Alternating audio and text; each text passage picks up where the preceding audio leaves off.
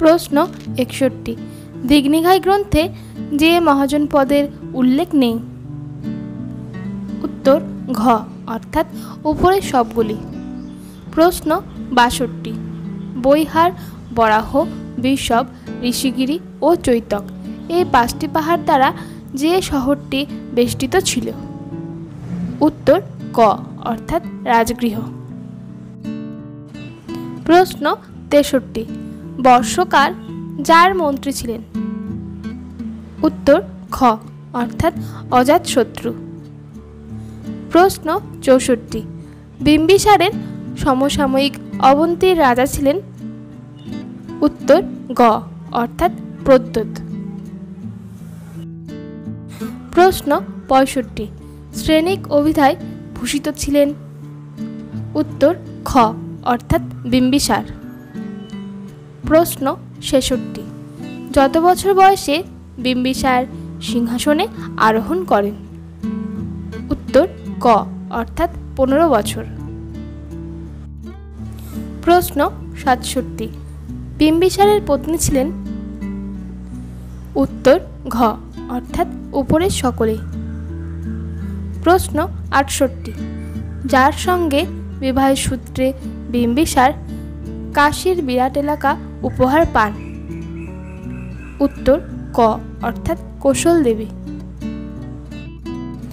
প্রশ্ন 69। বিম্বিসারের 500 পত্নী ছিলেন যে গ্রন্থে এই তথ্য রয়েছে? উত্তর ঘ অর্থাৎ মহাবজ্ঞে। প্রশ্ন 70। যার চিকিৎসার জন্য বিম্বিসার জীবককে অবন্তী প্রেরণ করেন? উত্তর গ অর্থাৎ প্রদ্যোৎ। প্রশ্ন 71। বিম্বিসারের রাজ্যে মোট 80,000 গ্রাম ছিল যে গ্রন্থে এই তথ্য রয়েছে? উত্তর ঘ অর্থাৎ মহাবজ্ঞে। প্রশ্ন 72। অজাতশত্রু মগধের সিংহাসনে বসেন? উত্তর ক অর্থাৎ 493 খ্রিস্টপূর্বাব্দে। প্রশ্ন 73। রাজগৃহ থেকে পাটলিপুত্রে রাজধানী স্থানান্তরিত করেন?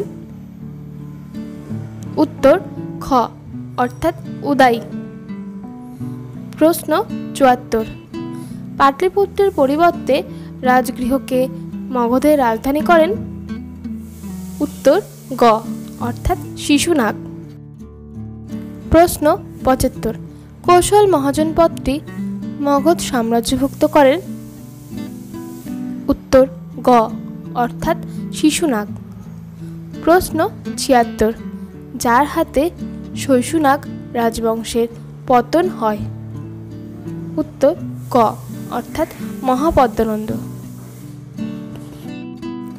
প্রশ্ন 77। মহাবোধি বংশে যাকে উগ্রসেন বলা হয়েছে? উত্তর ঘ অর্থাৎ মহাপদ্মনন্দ।